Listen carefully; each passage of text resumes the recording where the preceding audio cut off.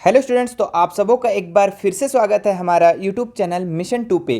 तो बच्चों, आज हम लोग झारखंड बोर्ड की तरफ से, झारखंड एकेडमिक काउंसिल की तरफ से जो जारी किया गया है 2023 के लिए मॉडल पेपर क्लास 9th के बच्चों के लिए, ठीक है, उसका आज हम लोग सामाजिक विज्ञान का पूरा सटीक सटीक आंसर को देखेंगे बच्चों। ठीक है, और आप लोग का जो मॉडल पेपर जारी किया जाता है वो आपके एग्जाम को, पैटर्न को बताता है कि आपके एग्जाम किस तरीके से लिए जाएंगे। और आपका जो क्वेश्चन होता है बच्चों, यहां से भी बहुत ज़्यादा चांसेस होते हैं, 30-40% यहां से आप लोग को क्वेश्चन पूछे जाते हैं। तो देखिए, इसमें आप लोगों को जो पैटर्न है कि 40 प्रश्न दिए जाएंगे। ठीक है, प्रत्येक सब्जेक्ट का 40 प्रश्न होंगे और सभी सभी प्रश्नों का उत्तर भी करना आपको अनिवार्य है और सभी का एक एक नंबर का मिलेगा। ठीक है, तो यहां से आपका 40 मार्क्स, 10 मार्क्स स्कूल का, तो प्रत्येक सब्जेक्ट का 50-50 मार्क्स का होगा।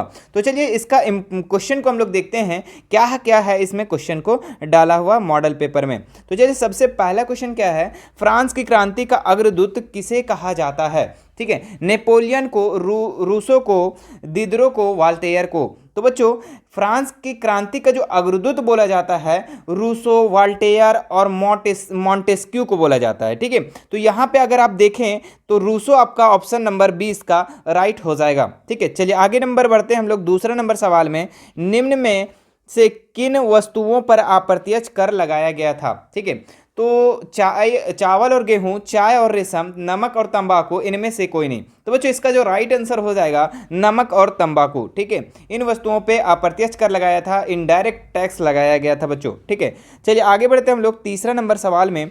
लेनिन ने अपने अप्रैल थीसिस द्वारा मांगे जो मांगे रखी थी उनमें से कौन सी मांग शामिल नहीं थी? ठीक है, तो लेनिन जो थे अप्रैल थीसिस द्वारा जो मांगे रखी गई थी उसमें से बताना है कि इसमें से जो चार ऑप्शन है, चारों में से कौन सा मांग नहीं था। बैंकों का राष्ट्रीयकरण किया जाए, ये मांग था बच्चों। युद्ध समाप्त किया जाए, ये भी मांग था। किसानों को सारी जमीन वापस की जाए, ये भी था। ठीक है, उद्योग को मजदूरों के हवाले किया जाए। ठीक है, ये नहीं था बच्चों। ठीक है, ये जितना मांग किए थे लेनिन ने, ठीक है, वो इसमें से ये मांग शामिल नहीं थे, उद्योग को मजदूर के हवाले किया जाए। ठीक है, ये मांग नहीं था। ठीक है, चलिए अगला बढ़ते हैं हम लोग 4 नंबर सवाल में। क्या लिखा हुआ है? रूस के स्थानीय स्वशासी संगठन कहलाते हैं। तो रूस के स्थानीय स्वशासी संगठन को बच्चों हम लोग सोवियत कहते हैं। ऑप्शन नंबर 20 का राइट आंसर हो जाएगा। ठीक है, चलिए आगे बढ़ते हैं हम लोग 5 नंबर सवाल में। क्या लिखा हुआ है? ध्रुवीय शक्तियां किन देशों को कहा जाता था? ठीक है, तो यहाँ पे देखिए क्या लिखा हुआ है, जर्मनी, फ्रांस, रूस। अगला आपका दिया हुआ है यहाँ पे जर्मनी, ऑस्ट्रिया, तुर्की, Germany, Italy, Japan, Britain, France, रूस। तो बच्चों, इसका राइट आंसर हो जाएगा जर्मनी, इटली, जापान। ठीक है, यहाँ पे बच्चों जब विश्व युद्ध हो रहा था, ठीक है, प्रथम विश्व युद्ध कब हुआ था? 1914 से लेके 1918 के बीच में। ठीक है, 1918।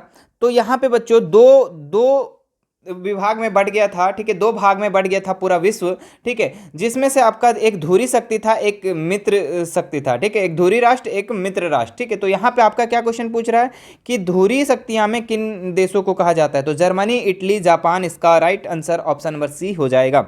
चलिए 6 नंबर सवाल देखते हैं। किस संधि द्वारा जर्मनी पर कठोर एवं अपमानजनक शर्तें थोप दी गई थी? पेरिस की संधि, वियना की संधि, वर्साई की संधि, कुस्तुनिया की संधि। ठीक है, तो बच्चों ये किस संधि द्वारा जर्मनी पर कठोर अपमानजनक शर्तें थोप दी गई थी? तो वर्साई की संधि। ठीक है, ऑप्शन नंबर सी इसका राइट हो जाएगा। ये वर्साई की संधि कब हुआ था बच्चों? तो जून 1919 को हुआ था। ठीक है, 1919 याद रखना है। चलिए आगे बढ़ते हैं हम लोग 7 नंबर सवाल। क्या लिखा हुआ है? 1864 में किसने भारतीय वन सेवा की स्थापना की? ठीक है, तो ब्रैंडिस, मैकाले, किंटल, फिर टैगोर। ठीक है, तो 1864 में जो बच्चों भारतीय वन सेवा की स्थापना जो की थी, तो ये किया थे ब्रैंडिस। ठीक है, कौन ब्रैंडिस? तो ड्रीथिस। ठीक है, ड्रीथिस ब्रैंडिस। ठीक है, ब्रैंडिस। ठीक है, तो ऑप्शन नंबर इसका ए राइट हो जाएगा। चलिए आगे बढ़ते हैं हम लोग। कलांग कौन थे? तो कलांग कौन थे बच्चों? दिहाड़ी मजदूर, कुशल लकड़हारे, गरीब मछुआरे या फिर अस्थाई चरवाहे। तो कलांग जो थे बच्चों ये कुशल लकड़हारे थे। ऑप्शन नंबर 20 का राइट हो जाएगा। ये बच्चों कौन थे? तो ये झूम खेती करने वाले एक समुदाय थे। ठीक है, झूम खेती करने वाले एक क्या थे? समुदाय थे। ठीक है, चलिए ऑप्शन नंबर 20 का राइट हो गया। चलिए आगे बढ़ते हम लोग। बुग्याल क्या है? ऊंचे पहाड़ों पर स्थित घास मैदान, निचले हिस्सों के आसपास पाए जाने वाले सूखे जंगल का इलाका, तटीय मैदान, रेगिस्तानी इलाका। ठीक है, तो बच्चों इसका जो राइट आंसर हो जाएगा आपका ऊंचे पहाड़ों पर स्थित घास का मैदान। ठीक है, ये बुग्याल कहाँ है बच्चों? ये उत्तराखंड के गढ़वाल हिमालय। ठीक है, कहाँ पे है? उत्तराखंड, उत्तराखंड, उत्तराखंड के गढ़वाल हिमालय में 8 से 10 हजार फीट ऊपर में है बच्चों। ठीक है, ये घास के मैदान है। ठीक है, बुग्याल ऑप्शन नंबर ए इसका राइट हो जाएगा। ठीक है, याद रखना है। चलिए आगे बढ़ते हैं हम लोग। दुनिया की आधी आबादी, आधी से ज़्यादा चरवाहा आबादी कहाँ रहती है? ठीक है, तो दुनिया का, ठीक है, वर्ल्ड का आधा से ज़्यादा चरवाहा लोग कहाँ रहती है? रूस, ऑस्ट्रेलिया, उत्तरी अमेरिका, अफ्रीका। तो बच्चों इसका राइट आंसर जो हो जाएगा अफ्रीका। अफ्रीका में जो है आधा से ज़्यादा, दुनिया का पूरा आधा से ज़्यादा चरवाहा जो रहता है वहाँ पे अफ्रीका में रहता है। चलिए आगे बढ़ते हम लोग अगला सवाल में 11 नंबर में। निम्नांकित में से कौन सा समकालीन दुनिया में सरकार का सबसे लोकप्रिय रूप है? सैन्य शासन, तानाशाही, लोकतंत्र, राजतंत्र। तो आप लोग को पता है बच्चों कि सबसे लोकप्रिय कौन होगा? लोकतंत्र। ऑप्शन नंबर सी इसका राइट हो जाएगा। चलिए 12 नंबर सवाल देखते हैं हम लोग। 4 ऑप्शन आपका यहाँ पे देख लीजिएगा। इनमें से कौन सा तर्क लोकतंत्र का पक्ष में अच्छा नहीं है? लोकतंत्र मतभेदों और टकरावों को संभालने का तरीका उपलब्ध कराता है। हाँ, ये सही है। ठीक है, लोकतांत्रिक सरकारें लोगों के प्रति ज़्यादा उत्तरदायी होती है। ये भी सही है। लोकतंत्र बेहतर निर्णय की संभावना बढ़ाता है। ये भी सही है। लोकतंत्र नागरिकों को सम्मान नहीं बढ़ाता। ये बच्चों गलत है। ठीक है, तो ऑप्शन नंबर डी इसका राइट हो जाएगा। ठीक है, चूंकि बोला है कि कौन लोकतंत्र के पक्ष में नहीं है, ये तीनों जो है लोकतंत्र के पक्ष में है, लेकिन ये चौथा जो है लोकतंत्र नागरिकों को सम्मान नहीं बढ़ाता है, ये गलत कह रहा है। लोकतंत्र तो नागरिकों को सम्मान बढ़ाता है ना। चलिए, तो ऑप्शन नंबर डी इसका राइट हो जाएगा। चलिए 13 नंबर सवाल देखते हैं हम लोग। संविधान की आत्मा किसे कहते हैं? तो बच्चों संविधान की आत्मा प्रस्तावना को बोला जाता है। ठीक है, प्रस्तावना में हम लोग पता है किसको बोलते हैं? जो हम लोग पढ़ते हैं ना स्कूल में, हम भारत के लोग संपूर्ण प्रभुत्व संपन्न समाजवादी पंथ निरपेक्ष, इस तरीके से जो हम लोग पढ़ते हैं यही है आपका प्रस्तावना। ठीक है, तो संविधान की आत्मा किसे कहा जाता है? प्रस्तावना को। ऑप्शन नंबर ए इसका राइट हो जाएगा। ठीक है, याद रखना, संविधान की आत्मा प्रस्तावना। चलिए, दक्षिण अफ्रीका का लोकतांत्रिक संविधान बनाने में इनमें से कौन सा टकराव सबसे महत्वपूर्ण था? दक्षिण अफ्रीका और उसके पड़ोसी देशों का, स्त्रियों और पुरुषों का, गोरे अल्पसंख्यक और अश्वेत बहुसंख्यकों का, रंगीन चमड़ी वाले अल्पसंख्यक और अश्वेत बहुसंख्यकों का। तो बच्चों इसका जो राइट आंसर हो जाएगा आपका गोरे अल्पसंख्यक और अश्वेत बहुसंख्यकों का। ऑप्शन नंबर सी इसका राइट हो जाएगा। चलिए आगे बढ़ते हैं हम लोग। झारखंड विधानसभा की सीटों की संख्या कितनी है? तो बच्चों 82 है। ठीक है, कितना है? 82। 81 जो है आपका बच्चों निर्वाचित है, 81 जो है निर्वाचित है, और एक जो है बच्चों वो मनमोनित है। ठीक है, क्या है? मनमोनित, एंग्लो इंडियन जिसको बोलते हैं हम लोग, मनमोनित। ठीक है, तो याद रखना है टोटल कितना हो गया? 82। तो 82 सीट है झारखंड के विधानसभा की। चलिए आगे बढ़ते हम लोग अगला सवाल में। क्या लिखा हुआ है? राष्ट्रीय मतदाता दिवस कब मनाया जाता है बच्चों? तो राष्ट्रीय मतदाता दिवस 25 जनवरी को मनाया जाता है। ऑप्शन नंबर डी इसका राइट हो जाएगा। चलिए आगे बढ़ते हैं हम लोग। वर्तमान समय में भारत के राष्ट्रपति कौन हैं? ठीक है, तो ये आपको बच्चों कमेंट करके बताना है। ठीक है, क्योंकि अभी हाल फिलहाल में आपका राष्ट्रपति चेंज हुए हैं। ठीक है, और ये बहुत ट्रेंडिंग था, तो आपको ये चारों में से ऑप्शन एक बताना है कि वर्तमान में भारत के राष्ट्रपति कौन हैं। ठीक है, चलिए आगे बढ़ते हैं हम लोग अगला सवाल में। निम्नांकित में से कौन भारतीय संसद के 2 सदन है? तो भारतीय संसद के कितने सदन है बच्चों? 2 सदन है। और कौन कौन सा है? तो राज्यसभा और लोकसभा। ऑप्शन नंबर सी देखिए। ठीक है, लोकसभा और राज्यसभा। ऑप्शन नंबर सी इसका राइट हो जाएगा। चलिए आगे बढ़ते हैं हम लोग 19 नंबर सवाल में।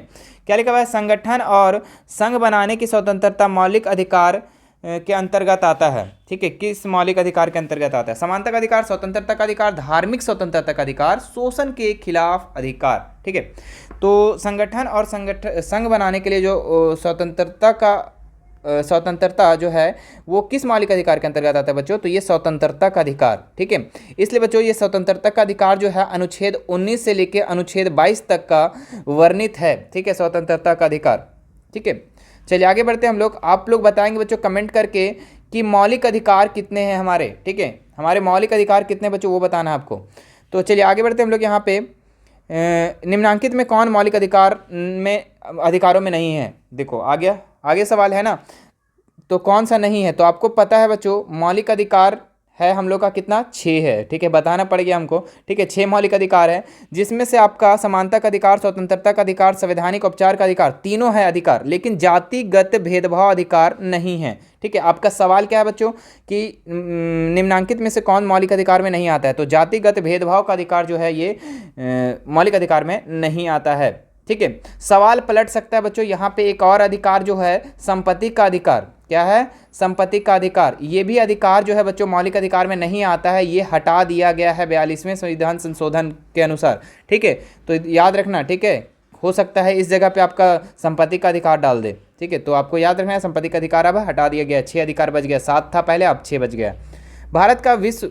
भारत का क्षेत्रफल विश्व के क्षेत्रफल का कितना प्रतिशत है, तो भारत का क्षेत्रफल जो है विश्व का जितना बड़ा है उसका भारत में कितना क्षेत्रफल है, तो 2.4% बच्चों, ऑप्शन नंबर 20 का राइट हो जाएगा।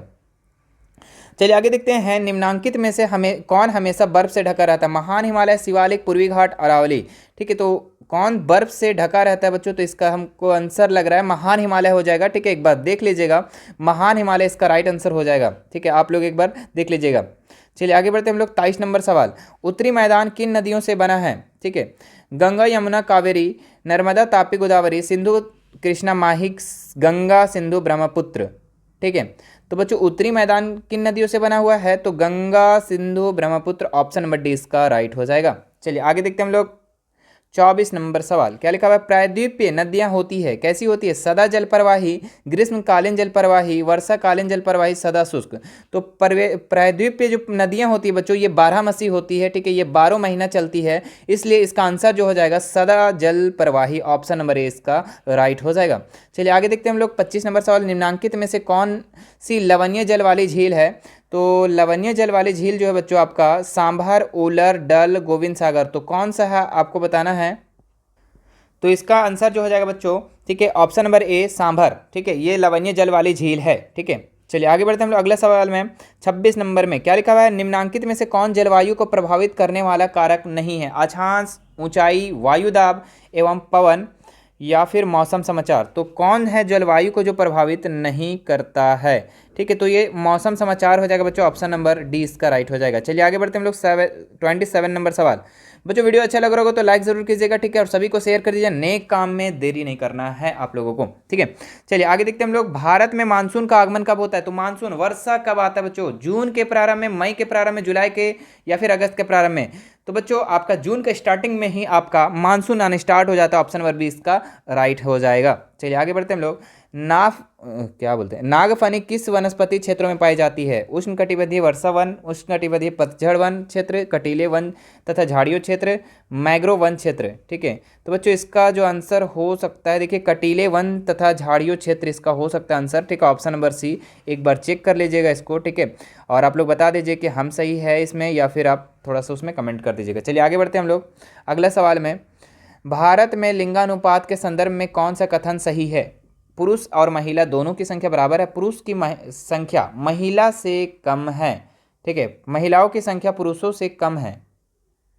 ठीक है, और महिलाओं की संख्या पुरुषों से अधिक है। ठीक है, तो देखिए ये वाला ऑप्शन और ये वाला ऑप्शन हमको एक ही चीज़ लग रहा है पढ़ने में, कैसे, पुरुषों की संख्या महिलाओं से कम है, मतलब पुरुष की अधिक है, महिलाओं की संख्या पुरुषों से अधिक है, ये भी बात एक ही चीज़ है। ठीक है, पुरुषों की संख्या महिलाओं से कम है, तो बात तो आंसर है, बराबर है। ठीक है, तो ऑप्शन नंबर डी इसका राइट हो सकता है, या फिर ऑप्शन नंबर बी। ठीक है, आपको पता होना चाहिए कि अभी पुरुषों की संख्या जो है अभी कम है बच्चों महिलाओं की संख्या से, महिलाओं से कम है, पुरुषों की संख्या महिलाओं से कम है। ठीक है, हाँ, तो दोनों ऑप्शन लग रहा है इसमें, है ना।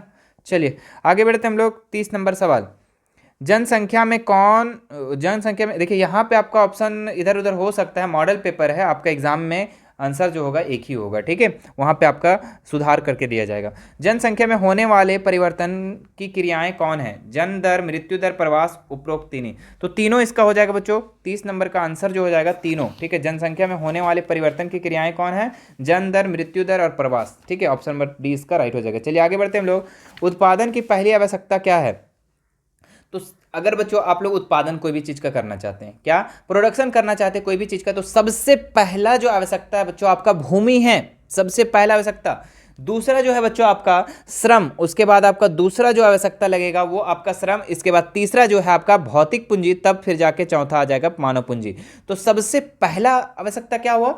भूमि हुआ। ऑप्शन नंबर 20 का राइट हो जाएगा बच्चों। ठीक है, चलिए आगे देखते हैं हम लोग 32 नंबर सवाल। अस्थाई पूंजी और कार्यशील पूंजी किसके स्रोत हैं?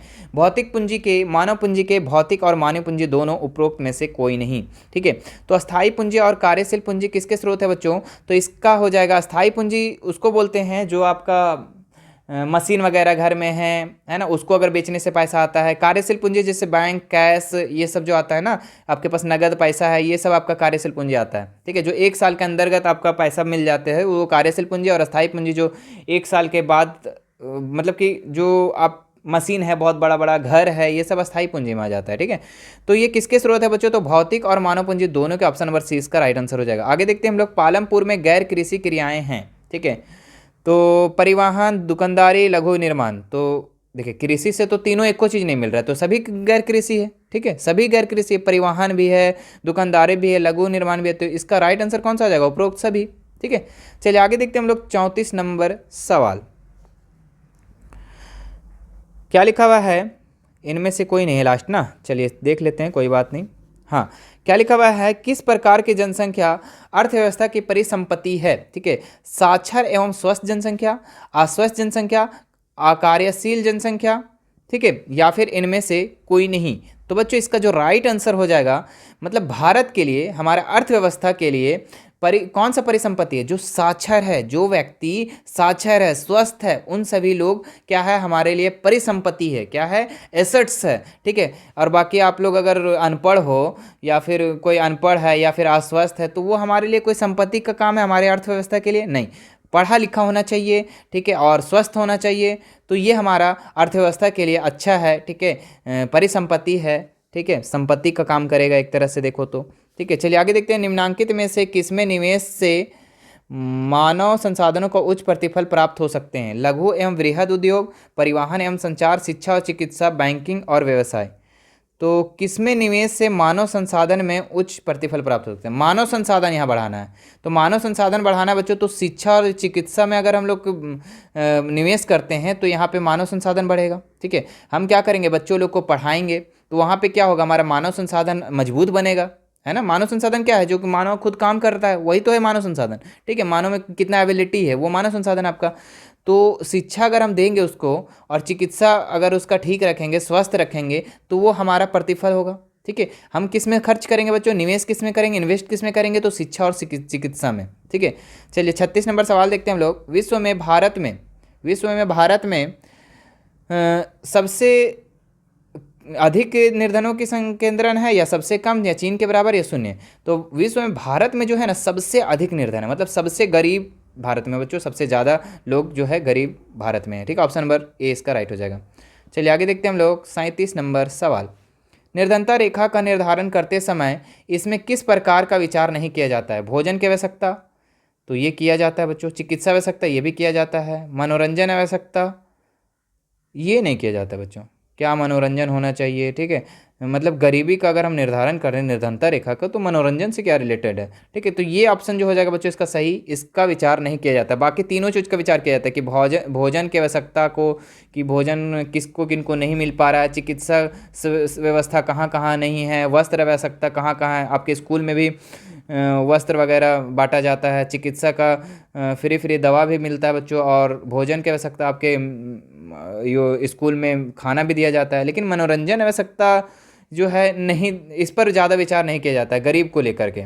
ठीक है, कि गरीब है तो उसको हवाई जहाज़ में उड़ा दो, तो ऐसा नहीं है। ठीक है, मनोरंजन की आवश्यकता पर विचार नहीं किया जाता है। अगर रहता तो हम लोग हवाई जहाज़ में उड़ते हैं ना। चलिए आगे बढ़ते हैं हम लोग। बफर स्टॉक क्या है? सरकार द्वारा अधिक प्राप्त अनाज का भंडार, दुकानदार द्वारा दिया गया जमाखोरी, दलालों द्वारा विक्रय किया गया अनाज, किसानों द्वारा जमा अनाज। तो सरकार द्वारा अधिक प्राप्त अनाज का भंडार जो है बच्चों, वही है आपका buffer stock. Option number A इसका राइट हो जाएगा। चलिए 39 नंबर सवाल देखते हैं। खाद्य सुरक्षा का क्या अर्थ है? सुरक्षित घेरे में खाना, गलत है ये। सभी लोगों के लिए सदैव भोजन की उपलब्धता, अमीर लोगों की सुरक्षित भोजन के उपलब्ध कराना, निर्यात के लिए अनाज की सुविधा। तो खाद्य सुरक्षा जो है बच्चों, ये आपका सभी लोगों के लिए सदैव मतलब हमेशा भोजन के उपलब्ध कराना, यही खाद्य सुरक्षा है का अर्थ है बच्चों। अमीर लोग को अगर हम सिर्फ भोजन कराएंगे, गरीब लोग को छोड़ देंगे, नहीं ना जी। तो ऑप्शन नंबर इसका बी राइट हो जाएगा, ऑप्शन नंबर बी। ठीक है, चलिए आगे बढ़ते हैं हम लोग।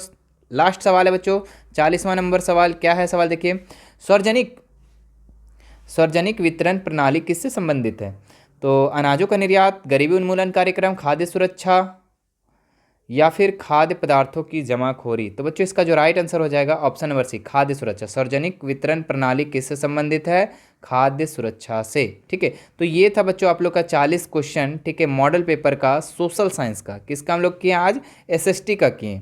ठीक है, आप लोग का साइंस का, डबल एस लिख दिए हम जी, हाँ, आप लोग का साइंस का, मैथ का सारा चीज़ को करवा दिया गया बच्चों। ठीक है, तो आप उन्हें जाकर देख लें। ठीक है, डिस्क्रिप्शन में मैं लिंक को प्रोवाइड करवा दूंगा, वहाँ से जाकर देख सकते हैं, या फिर सभी का प्लेलिस्ट बना दिया गया अलग अलग से। ठीक है, तो वो आप कर सकते हैं। और बच्चों आप लोग को और अच्छा से तैयारी करने के लिए आप लोग को 2019 से लेकर 2022 तक, ठीक है, 2022 तक का पूरा मॉडल सेट को कंप्लीट करवाया गया है, और 2022 का क्वेश्चन करवाया गया है, 2020 का क्वेश्चन करवाया गया है। तो आप जाकर उसे देख सकते हैं। ठीक है, उन्हें जाकर देखें। और देखिए 19 से 22 तक तो हम पहले करवा दिए थे। ठीक है, और आज 23 का आया तो वो भी कंप्लीट हो गया। ठीक है, तो आप सभी मॉडल पेपर को ज़रूर कर ले बच्चों अपने एग्ज़ाम में जाने से पहले, ताकि आपका एग्ज़ाम बेहतर जा सके, अच्छा जा सके। ठीक है, और आपको वीडियो अगर नहीं मिल पाती है तो आप हमें इंस्टा पे मैसेज कर सकते हैं, उसका लिंक डिस्क्रिप्शन में दिया हुआ है। टेलीग्राम पे मैसेज कर सकते हैं, व्हाट्सएप पे मैसेज कर सकते हैं, मैं उसे लिंक को आपको आपके सामने प्रोवाइड करवा दूंगा। ठीक है, आप वहाँ से देख सकते हैं पूरा, और अपना एग्ज़ाम को बेहतर बना सकते हैं, अपना एग्ज़ाम का तैयारी अच्छे से कर सकते हैं। ठीक है, चलिए फिर मिलते हैं हम लोग नेक्स्ट मॉडल पेपर में। धन्यवाद।